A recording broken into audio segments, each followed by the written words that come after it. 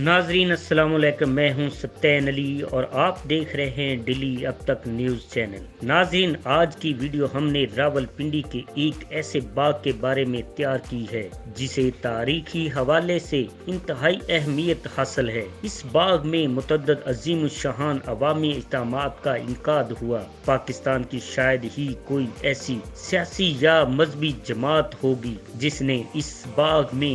اپنی عوامی طاقت کا مظاہرہ نہ کیا ہو۔ اس باغ کو خونی باغ بھی کہا جاتا ہے کیونکہ اس باغ میں پاکستان کے 2 وزیر اعظم اور سینکڑوں سیاسی کارکن موت کے گھاٹ اتار دیے گئے۔ راول پنڈی کے اس باغ کا ابتدائی نام کمپنی باغ تھا۔ کمپنی باغ کا نام اس باغ کے ساتھ اس وجہ سے منسلک تھا کہ اسے برٹش ایسٹ انڈیا کمپنی نے برِ صغیر پاک و ہند پر اپنی حکمرانی کے دوران قائم کیا تھا۔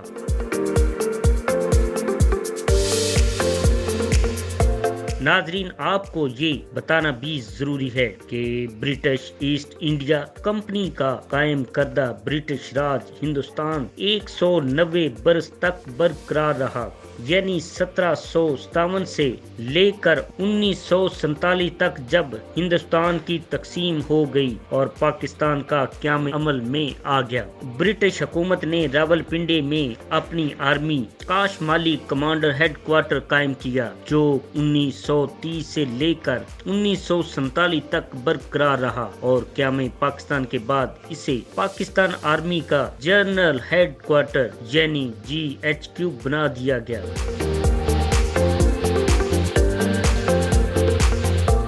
برٹش آرمی ایک بڑی تعداد چونکہ راول پنڈی میں مقیم تھی، اس لیے برطانوی حکومت نے جہاں متعدد رہائشی علاقوں کی طرح کمپنی باغ کو بھی آباد کیا۔ کئی تعلیمی ادارے بھی قائم کیے، جن میں سے ایک گارڈن کالج راول پنڈی جو کمپنی باغ کے قریب ہی تعمیر کیا گیا۔ اس کمپنی باغ میں پاکستان کے پہلے وزیر اعظم نواب زادہ لیاقت علی خان، جنہیں قائد ملت بھی کہا جاتا ہے، 16 اکتوبر 1951 کو ایک عوامی جلسہ سے خطاب کر رہے تھے کہ سید اکبر نامی ایک شخص نے انہیں گولیوں کا نشانہ بنا ڈالا۔ پستول کی 2 گولیاں وزیر اعظم لیاقت علی خان کے سینے میں پیوست ہو گئیں اور وہ شہید ہو گئے۔ وزیر اعظم کے قاتل کو بھی موقع پر ہی گولیاں مار کر ہلاک کر دیا گیا۔ قائد ملت لیاقت علی خان کے قتل کی وجوہات تو معلوم نہ ہو سکی، البتہ ان کی یاد میں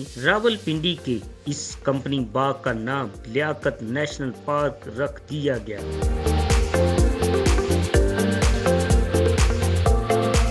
عام بول چال میں نیشنل کا لفظ استعمال نہیں ہوتا، صرف لیاقت باغ ہی بولا جاتا ہے۔ لیاقت باغ سے ملحقہ ایک بہت بڑا ہال بھی تعمیر کیا گیا، جس میں اہم علمی، ادبی، سماجی اور ثقافتی تقریبات کا انعقاد کیا جاتا ہے۔ اس ہال کو لیاقت میموریل ہال کا نام دے دیا گیا۔ لیاقت میموریل ہال کی دیکھ بھال کی ذمہ داری Pakistan national council of the arts کے سپرد ہے۔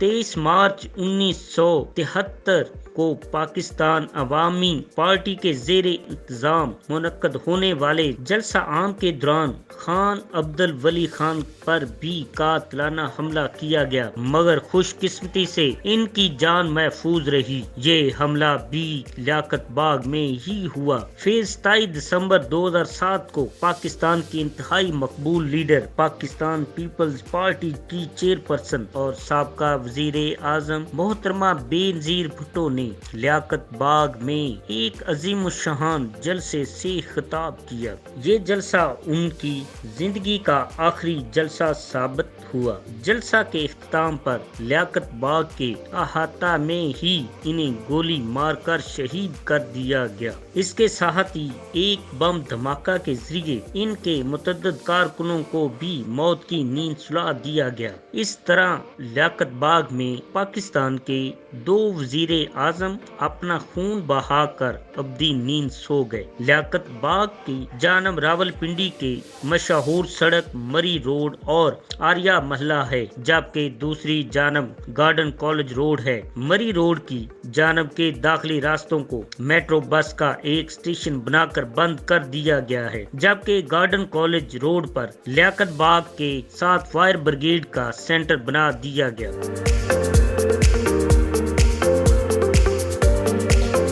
لیاقت باغ کا مرکزی گیٹ بھی گارڈن کالج روڈ پر موجود ہے۔ لیاقت باغ سے ملحقہ لیاقت میموریل ہال کو ایک پختہ دیوار کی تعمیر کے ذریعے لیاقت باغ سے الگ کر دیا گیا ہے، جبکہ لیاقت باغ کے اندر جلسوں کے انعقاد کے لیے لیڈران کے بیٹھنے اور تقاریر کرنے کی خاطر ایک مستقل سٹیج بنا دیا گیا ہے، جس کے دونوں جانب پختہ سیڑھیاں لگا دی گئی ہیں۔ ہم اس وقت موجود ہے راول پنڈی کے مین لیاقت باغ کی تاریخ بتائی جائے تو یہاں سیاسی اور مذہبی جو تنظیموں انہوں نے تقریبات کرنی ہو یا جلسے جلوس کرنے ہیں تو وہ لیاقت باغ کا رخ کرتے ہیں۔ لیاقت باغ میں سابقہ وزیر اعظم لیاقت علی خان تقریب کے دوران جو مسلمانوں سے تقریب کا خطاب کر رہے تھے، اس دوران ان کو شہید کیا گیا۔ اس کے بعد جو محترمہ بینظیر بھٹو نے بھی یہاں شہادت پائی، وہ بھی اپنی جو ہے عوام سے خطاب کر رہی تھی، ان کو بھی اسی لیاقت باغ میں جو ہے شہید کیا گیا۔ لیاقت باغ میں آپ اس کو دیکھ سکتے ہیں، یہ تاریخی کا جو ہے لیاقت باغ تھا، جو آج اس کی حالت جو ہے زاروں زار دیکھ کے بڑا افسوس ہوا ہے کہ یہاں انتظامیہ نے اس کی طرف سے منہ موڑ لیا اور اس کی رینوویشن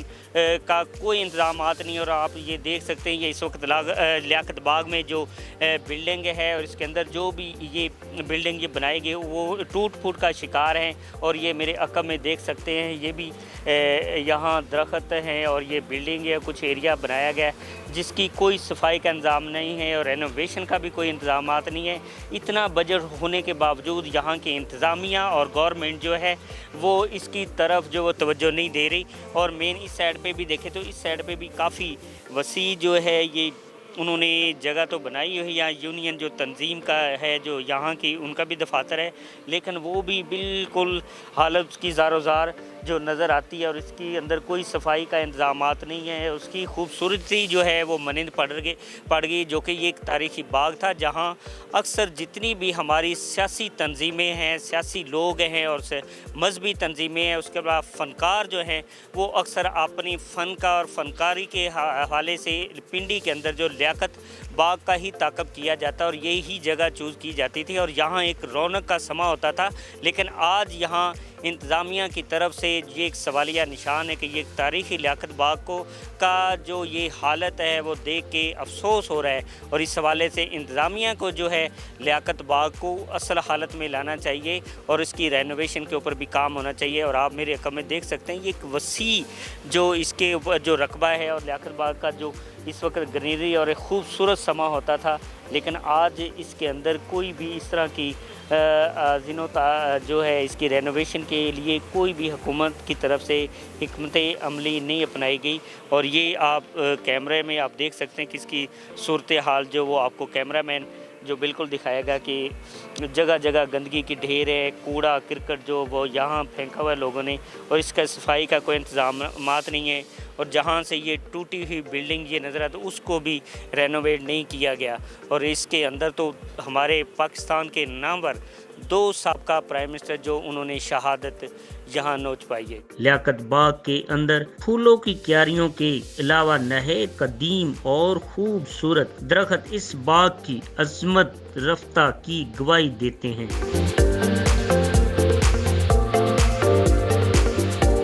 ناظرین، لیاقت باغ کے بارے میں تیار کی گئی یہ ویڈیو اگر آپ کو پسند آئی ہو تو اسے اپنے پیاروں کے ساتھ شیئر کریں اور ہمارے چینل کو بھی سبسکرائب کیجیے۔